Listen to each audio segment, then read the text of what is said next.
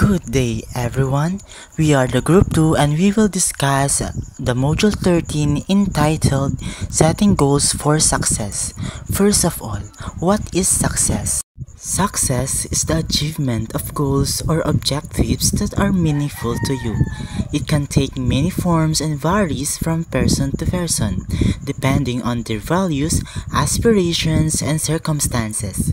For some, success might mean excelling in a career, achieving financial stability, or gaining recognition. For others, it might mean cultivating strong relations, maintaining personal well-being, or contributing positively to their community. Queen, can you more explain what is success? Most people confuse about the real meaning of success. Para sa kanila, ang pagiging success ay makapagtapos sa pag-aaral, magkaroon ng stable na job, magkaroon ng masayang family, mag-asawa ng mayaman, or maging isang mayaman.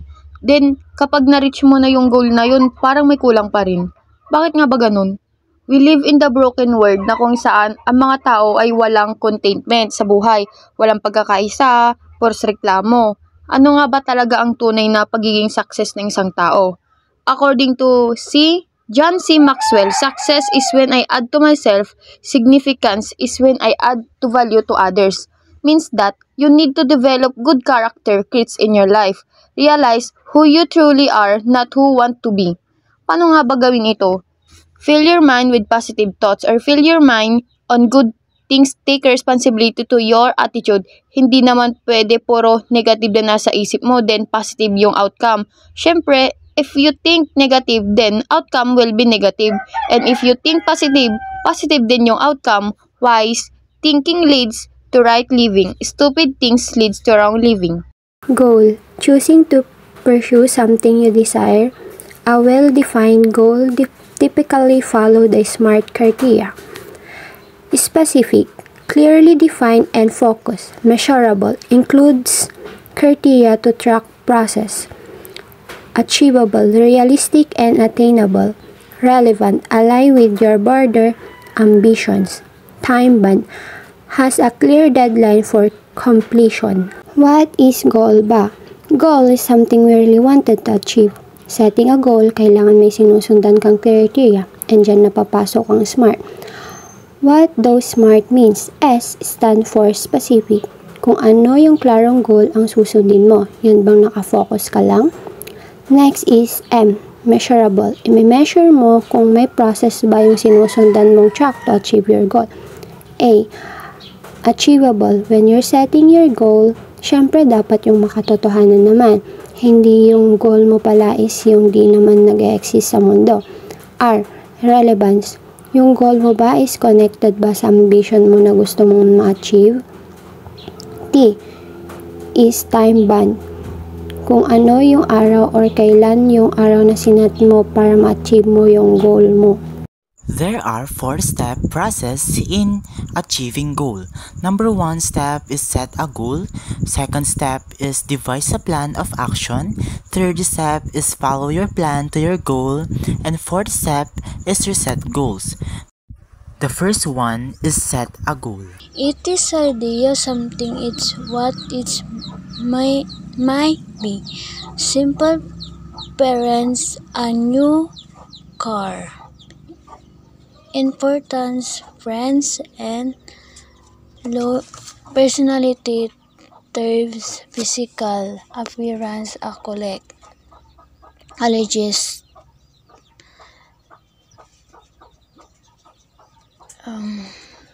one grade point ability, mayor, friends, or student.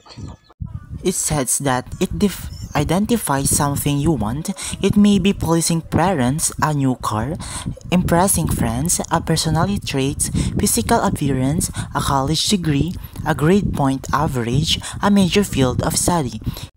It means, gagawa ka ng goal mo, like ano ba yung gusto mong makamit? Ano ba ang pangarap mo? Ano ba ang gusto mong makuha, maranasan, o anuman?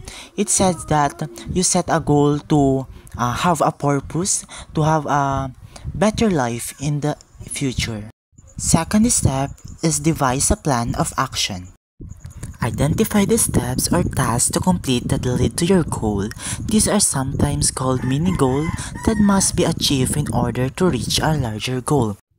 It means kapag tapos ka na mag-set ng goal, time na para gumawa ng steps or progress para maumpisahan paunti-unti ang pagkamit ng nais mong goal. The third step is follow your plan to your goal. As a rule, it is easier to modify something that develops something already new. Follow your plan and ask, am I meeting my mini goals in time?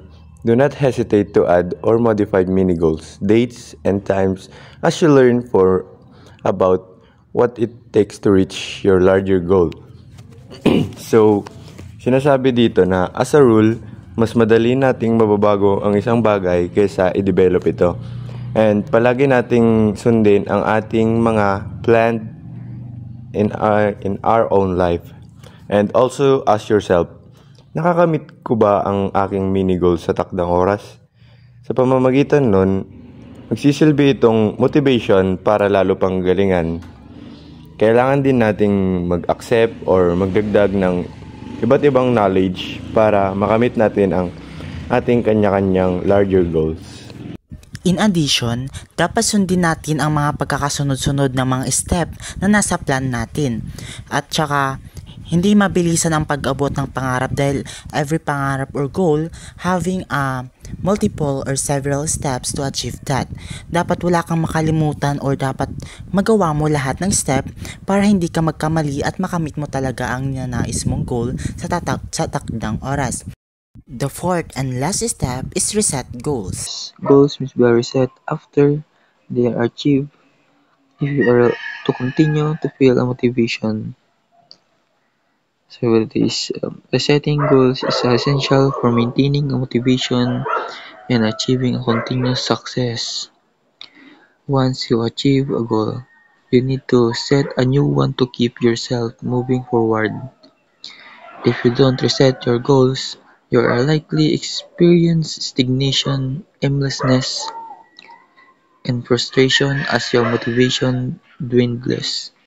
In addition, reset goals, it means pag naabot mo na yung goal mo or pinapangarap mo, reset ulit or mag-set ka ulit ng another goal to achieve kasi di naman porket na-achieve mo na yung isang bagay or goal or pangarap is mag-i-stop ka na.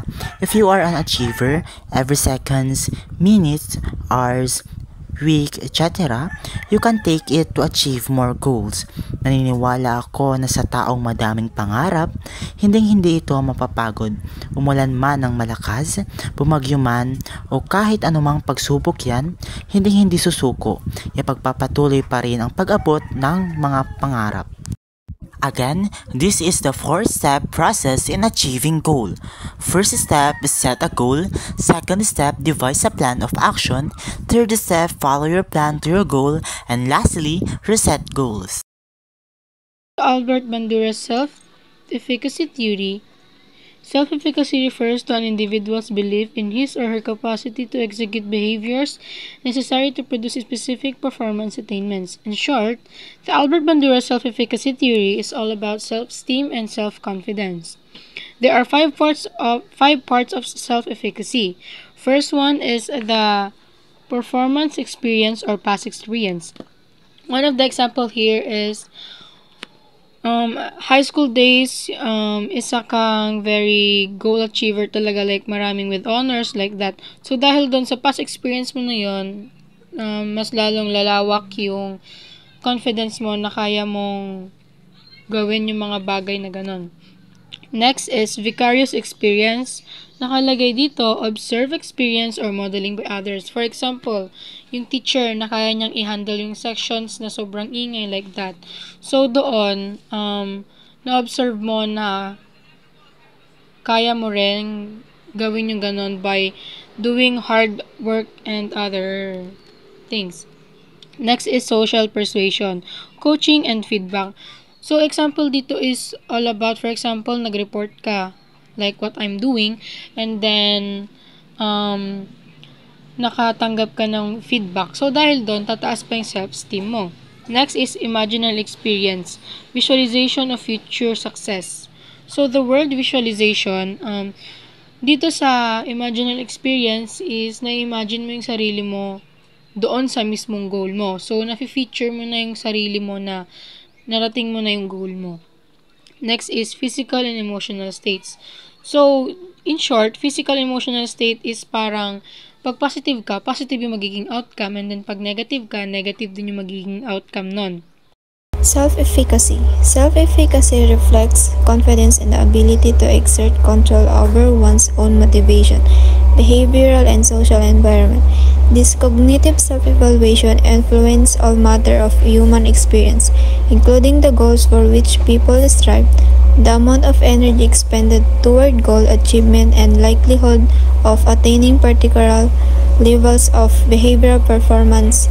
Unlike traditional psychological constructs, self-efficacy beliefs are hypothesized to vary depending on the domain of functioning and circumstance surrounding the occurrence of behavior. Sabi dito, self-efficacy ay ang kumpiyansa ng isang tao na kaya niyang kontrolin ang kanyang motibasyon, kilos at social environment. Nakaka-apekto ito sa kung paano niyang maabot ang goals at mag-perform ng behaviors. Nagbabago ang paniniwalang ito depende sa sitwasyon at larangan ng ginagawa. Carl Dweck Mindset Theory. It is a physiological concept that focuses on how individuals perceive their abilities and intelligence and how this perception influences their behavior, learning, and success. Dweck, a psychologist at Stanford University, introduced the theory in her book Mindset, The New Psychology of Success, which has had a significant impact on education, business, and personal development. Isang teoryang panlipunan, kultura, na nagmumukhain na ang tagumpay ay higit na resulta ng pag-iisip kaysa sa katalinuhan, talento o edukasyon. There are types of mindset. Number 1 is fixed mindset. 2 is growth mindset. First, we need to know what is fixed mindset. Fixed mindset. A fixed mindset is the belief that a person's intelligence, talent, and abilities are innate and cannot be changed or improved. Belief. Sabi dito, ang mga taong may fixed mindset ay naniniwalang ang kanilang kakayahan, talino at talento ay likas na hindi mababago. Sa behavior naman, dito naman ay ang mga taong may ganitong pananaw ay madalas nakatuon sa pagpapakita ng kanilang kakayahan at pag-iwas sa mga hamon.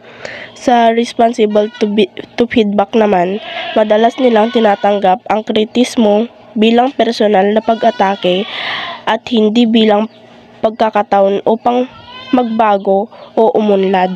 Next is, what is growth mindset? Growth mindset. A growth mindset is the belief that a person's ability and intelligence can improve through effort, learning, and persistence. Belief. Ang sabi dito, ang mga tao na may growth mindset ay naniniwala na ang kanilang kakayahan at talino ay maaaring mapabuti sa pamamagitan ng pagsusumikap at pagkatuto. Behavior. Handa nilang tanggapin ang mga pagsubok at ituring ang pagsisikap bilang paraan ng pagpapabuti, and they are motivated by the process of learning and improving rather than just proving themselves. Response to feedback. Itinuturing nila ang mga constructive na puna bilang mahalagang gabay para sa kanilang pagpapabuti. In addition, a fixed mindset believes that intelligence and talents are innate and unchangeable. Hindi daw siya nababago. People with a fixed mindset often avoid challenges o iniiwasan ang mga pagsubok, give up easily o madaling sumuko, and feel threatened by success of others. Ito yung sinasabi nila na failure is the limit of my abilities. Kapag nag-failed na daw siya, hindi niya na pwedeng itry ulit or di na niya gagawin ulit yon. Dahil para sa kanya, failure is a failure. Then, other example is, ayaw nilang mabago or ayaw nilang magbago. Then, yung potential daw nila is hanggang dun na lang. Hindi sila naniniwala na meron pang mas i-improve or mas gagaling pa pala sila dahil sa failure na yon. While in growth mindset believes that intelligence and talent can be developed through efforts and learning. People with growth mindset embrace challenges, persist in the face of setbacks, o mas gusto nilang maharapin lahat ng pagkabigo or problems, and find inspiration in the others' success, o mas namomotivate or nai-inspire silang gumawa or magkamit ng goal dahil sa success ng ibang tao. Ito naman yung failure is an opportunity to grow. Kapag nag-failed sila, mas gusto nilang itry ulit dahil yung pagtatry nila, alam nila na mag-grow sila sa failure na yon. Sila rin yung mga tao na magaling or gustong-gusto nilang mag-try ng new experience, new things, dahil alam nila na yung pagtatry na yon ay matututo or makakakuha sila ng lessons para maging successful in the future. Sila rin yung mga tao na go lang ng go or sige lang ng sige dahil kahit alam nilang mahirap or mag-fail sila, alam nila na yung failure na yon is magiging way to be a successful or to be a winner or to be the better version of their lives. Edwin Locke's goal-setting theory is one of the most influential theories in organizational psychology and management. Developed in the 1960s, the theory focuses on the relationship between goal setting and performance, arguing that setting specific and challenging goals can significantly enhance an individual's performance and motivation. Sabi dito, si Edwin Locke's goals ay sa mga pinaka-maimpluwensyang sa larangan ng organizational psychology at management. Ang teoryang ito ay binuo noong dekada 1960. Sasabi ng teorya na ito, kapag ang mga layunin ay may malinaw, tiyak at mahirap, mas tumataas daw ang performance at motibasyon ng isang tao. There are concepts of goal-setting theory. Number 1 is goal specificity. Specific versus big goals. Locke's theory emphasizes that specific goals, example, increase sales by 20% in the next quarter, lead to higher performance than big or general goals, example, do your best. Clarity.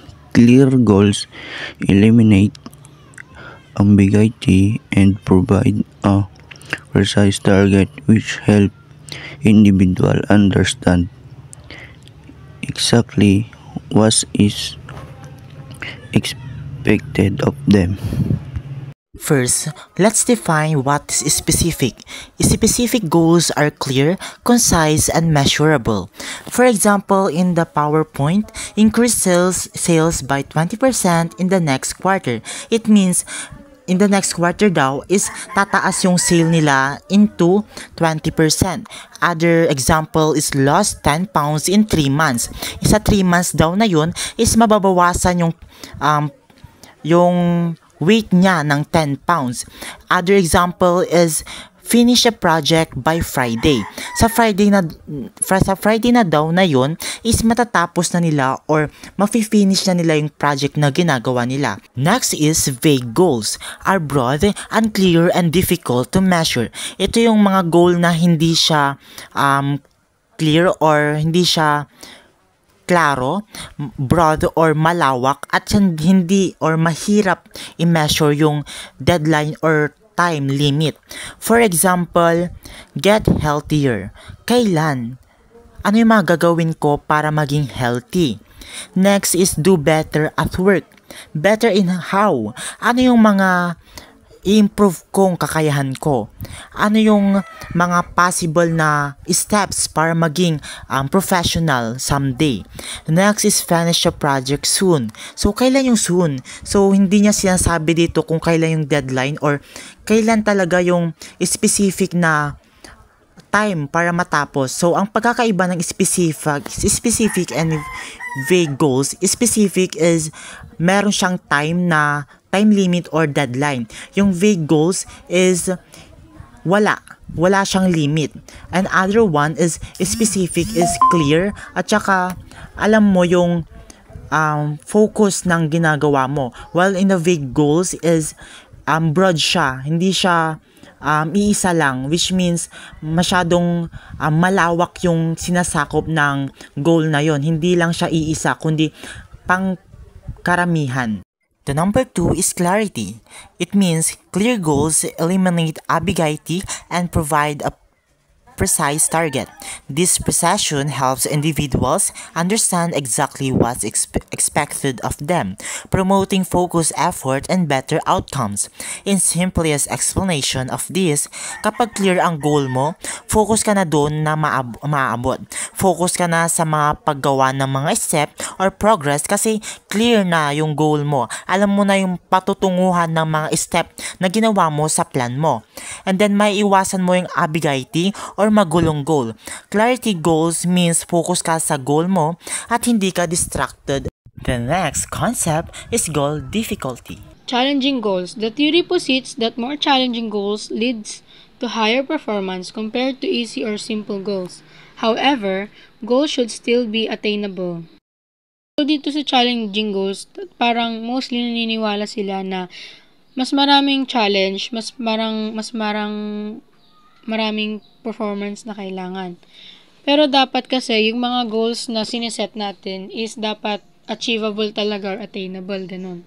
Hindi porket maraming challenge na mahirap, makakamit mo na agad yon or mas madali mo siyang makamit compared sa simple goals. Next is optimal difficulty. Goals that are too difficult may lead to frustration and demotivation, while goals that are too easy may not stimulate enough effort. The key is to set goals that are challenging but achievable. So dito sa optimal difficulty naman, maraming tao nagsasabi na kapag masyadong mahirap yung goal na sinet mo, lalo kang maiinis and then hindi ka na motivate kasi parang pag nag-fail ka once, feeling mo hindi mo na kayang ulitin or hindi mo na kayang ma-achieve yon. Pero, pag masyado namang madali, parang wala ka namang effort na gagawin. So, dapat yung mga goals na sineset natin ay dapat challenging siya para sa'yo, pero dapat achievable din. The third concept is goal commitment. Commitment to goals. The likelihood of achieving a goal increases when an individual is committed to it. Commitment is influenced by factors such as the perceived importance of the goal and the belief that the goal is attainable. It means this refers to the dedication and determination an individual possesses to achieve a specific goal. It's more than just setting a goal. It involves a significant mental and emotional investment in seeing it through. High commitment means the person is highly motivated. Gustong-gusto nilang maabot yung goal na yon kahit na ibigay nila lahat ng efforts and time nila. Persistent. Hindi sila mabilis na sumuko or give up kapag may kinakaharap na problems, obstacles, or even setbacks. Focus. They prioritize the goal and allocate their time and resources accordingly. Focus sila sa pag-abot sa goal na yon, hindi sila nagsasayang ng oras. And lastly, confident. Naniniwala sila na maabot nila yung goal na yon kahit na mahirap. Sabi nga sa quote, "Nothing is impossible in this world. Anything can be done with confidence." Personal involvement. When individuals are involved in the goal-setting process, their commitment to achieving the goals typically increases. This point emphasizes that when individuals are actively involved in the goal-setting process itself, their commitment to achieving those goals typically increases. This suggests that participatory goal-setting fosters a stronger sense of ownership and dedication. So kapag ini-involve mo daw yung sarili mo sa pag-abot ng mga pangarap mo, nagsisilbi itong or nagpapakita ito ng dedication and commitment. The last concept is feedback. Importance of feedback. Feedback is crucial in the goal setting process because it helps individuals track their process, adjust their efforts, and stay motivated. Without feedback, individuals may not know if they are on the right path to achieving their goal.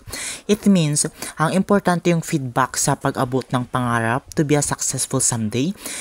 It is really helpful and essential for having a feedback because it tracking your progress kung nag-i-improve ka ba or naglalay low and adjust their efforts or na-adjust yung effort mo kung magbibigay ka pa ba ng effort, dadagdagan mo pa ba yung effort na yon or okay na, and stay motivated kasi yung feedback na yon nakikita mo na when you improving, nakikita mo na ay parang nag-i-improve ako.